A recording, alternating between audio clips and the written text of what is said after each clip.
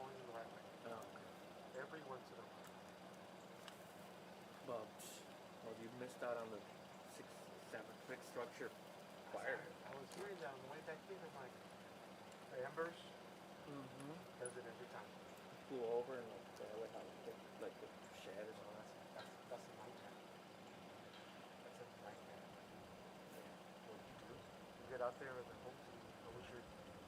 And then the MB fatal. That was The guy in the motor. it's a 19-year-old. Had a 19. So what is he? We used to see those all the time with the guy. Oh yeah, we used to have one. Yeah. We didn't have one. Or know somebody that had one. Yeah, we used to have one. But we had a lot of fun with them.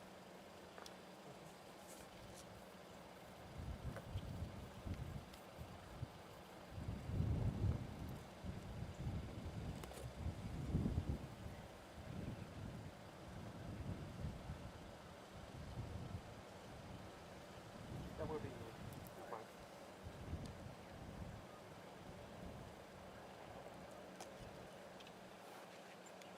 Yeah, that's fine. I got that. I'm listening.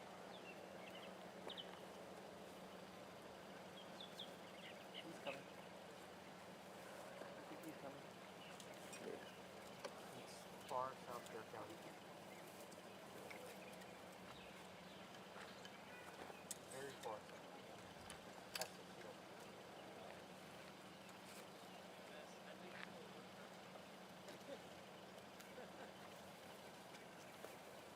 Compadre, I'm gonna fire up the bag and then just start rolling. Or share this walking. So as soon as we see these lights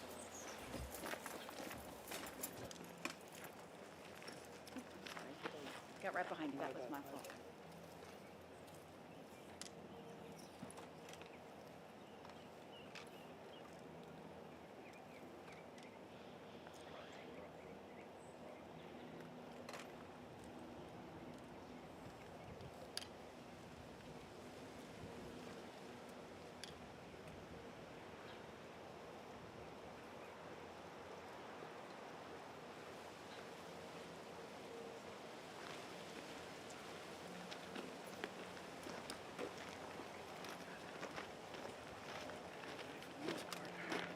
it's right here.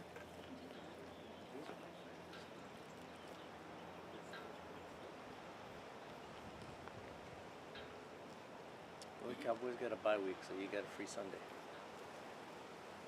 Yeah. One was probably Oh, that's right, man. It's a good game. Hi, good afternoon. Everybody ready?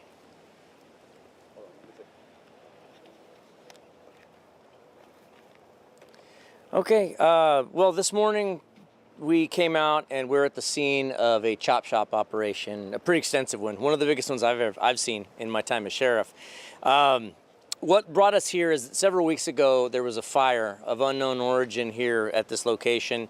On that day, the fire crews notified us that they had, during the course of putting out the fire, noticed some 8-liners in the building. At that point, there was nobody physically here at that time, no residents, no occupants of the home, but they did advise our organized crime folks that there were some 8-liners to be concerned with. During further investigation, we continued to keep the place under surveillance as there was possible criminal activity going on. One of the investigators recently had occasion to, utilizing a neighboring property, look over and see some license plates of some vehicles that were in the back. Those license plates were checked and were found to come back stolen. We obtained a warrant, executed that warrant today, and found upwards of 50 stolen vehicles, most of them high-end pickups. They're all chopped up. I mean, I don't see an intact vehicle back there. Doors removed, interiors removed, so it looks like, engines removed. It looks like they're bringing these vehicles here, dismantling them, and then selling them elsewhere, selling parts of them elsewhere. From what we're able to gather, we're upwards of 50 vehicles, high-end pickup trucks, usually King Ranch, Platinum Edition type pickups, which are very high-end, very expensive vehicles. Dollar figure, we're looking between $2 million and $2.5 million at present.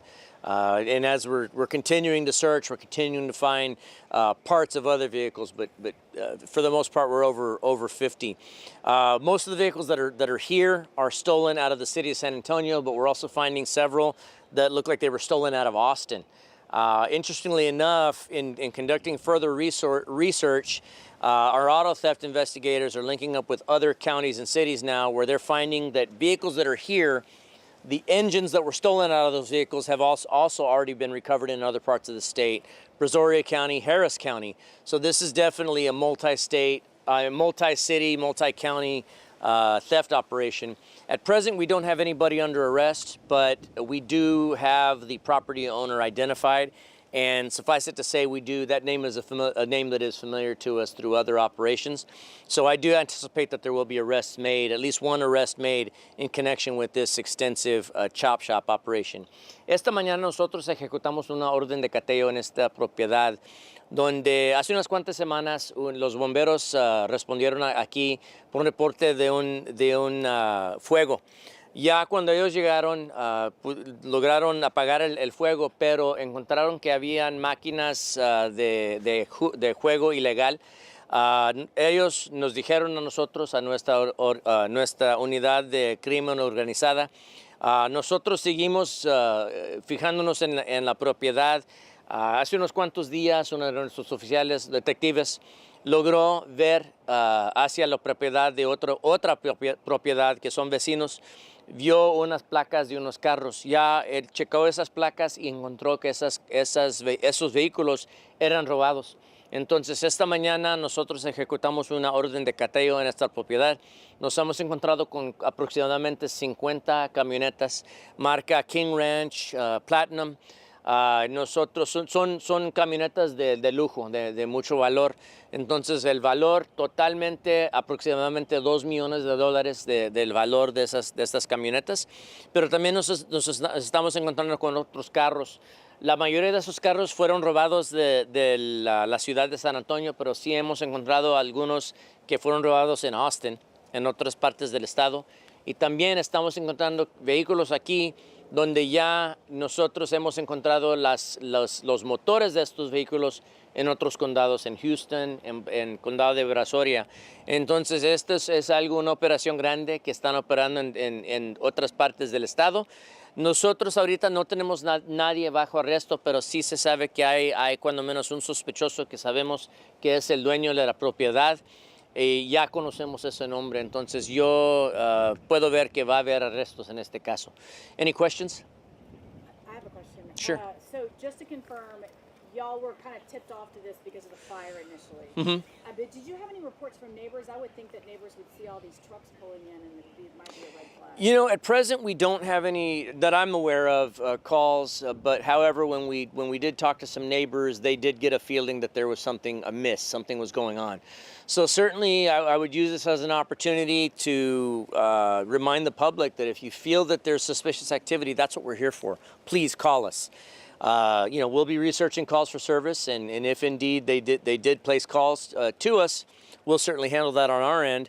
But with that being said, if you feel like there's something amiss, that's what non-emergency numbers are for. Obviously, anywhere in the county, whether it's in the city or in unincorporated Bexar County, you can call the Sheriff's Office, 210-335-6000, and let us know that these things are occurring. You can also email us at bcsotips@bear.org. Again, that's anywhere within the 1,200 square miles of Bexar County, whether incorporated or unincorporated. Podríamos hablar entonces que es una banda criminal muy bien organizada, ¿no? No solamente el propietario, sino mucho más gente que ha perpetrado este delito. Sí, es delito organizado. Ya sabemos que es una operación grande que están operando en otros condados en el estado.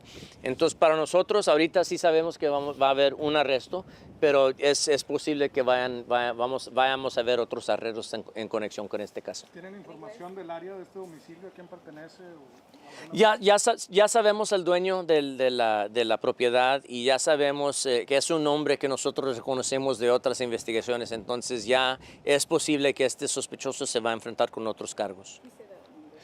Sure. We do know who the property owner is here. It's a name that is familiar to us. We have had dealings with that property owner at other places, gambling operations with stolen vehicles there as well.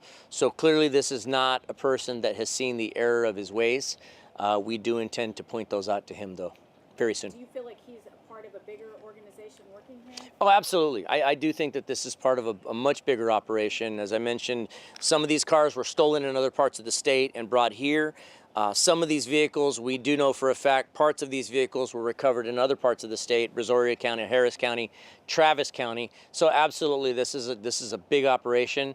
I don't anticipate that this person was working alone. Are the A-liners going to be kind of involved with this as well? So, surprisingly enough, the 8-liners that were here, that were reported to us, they're no longer in that house. And so they've obviously been moved at some point. You know, the presence of 8-liners, let me just tell you, the presence of 8-liners in and of itself is not illegal. It's the manner in which they pay out that comes to our attention. So with in this instance, there'll be there won't necessarily be any charges for the 8-liners themselves, but certainly the 50+ stolen vehicles to the tune of $2 million certainly is cause for concern. Do you guys have any? Do you have any evidence indicating that it might be also, because you hear about these trucks being gutted to use Sure. human smuggling? Have you guys seen anything like that? Well, at this point, these vehicles aren't just gutted; they're dismantled. And so, what we're thinking now, and of course, this is speculation on the part of the investigators, albeit they're making an educated guess based on their training and experience. They think that these things are being dismantled and then the parts being sold elsewhere. So, at present, none of the vehicles here we don't believe were being used for human smuggling because they're completely taken apart.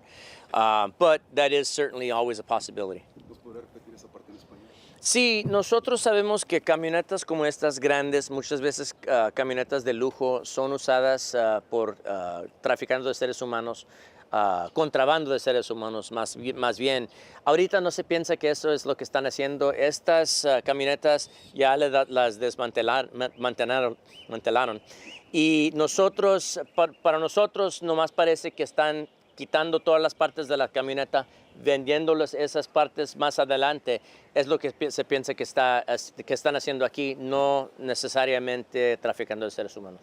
And just for clarification about the property owner / subject, is he here on the property detained, or is he still y'all are looking for? He is not detained, but we know who he is, and it's a name that we recognize from other operations where we've caught illegal gambling going on, but in connection with stolen vehicles as well. So that's par for the course. The presence of the 8-liners, the stolen vehicles, that's certainly par for the course for this suspect. So it's highly likely he's going to be arrested again very soon. He's not in custody right He's not in custody right now. We just know who he is. now. Okay. What's going to happen with all this stuff now?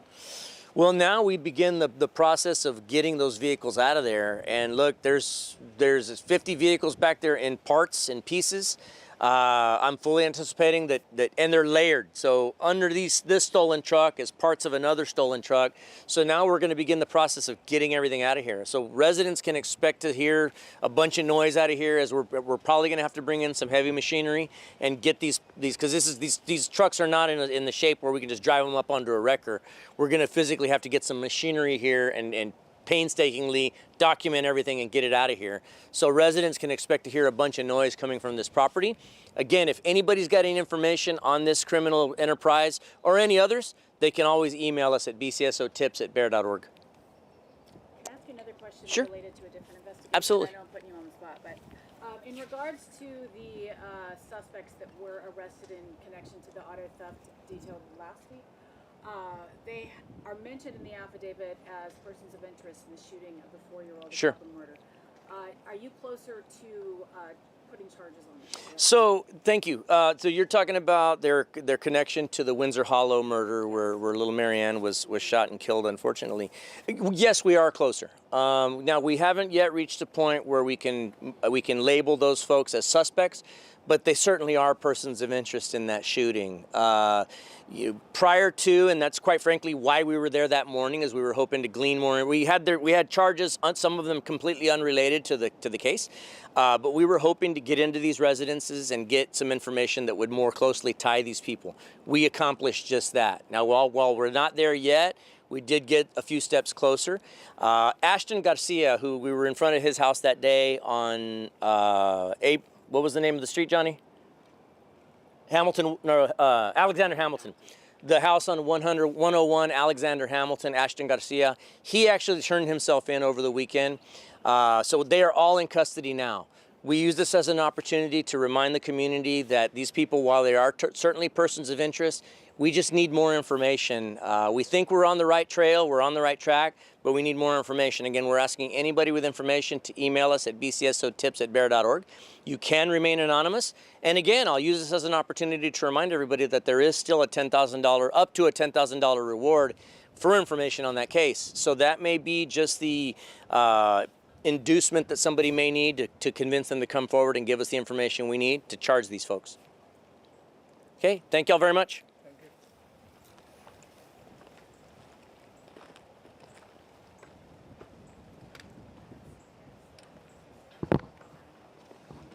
It's bad out here.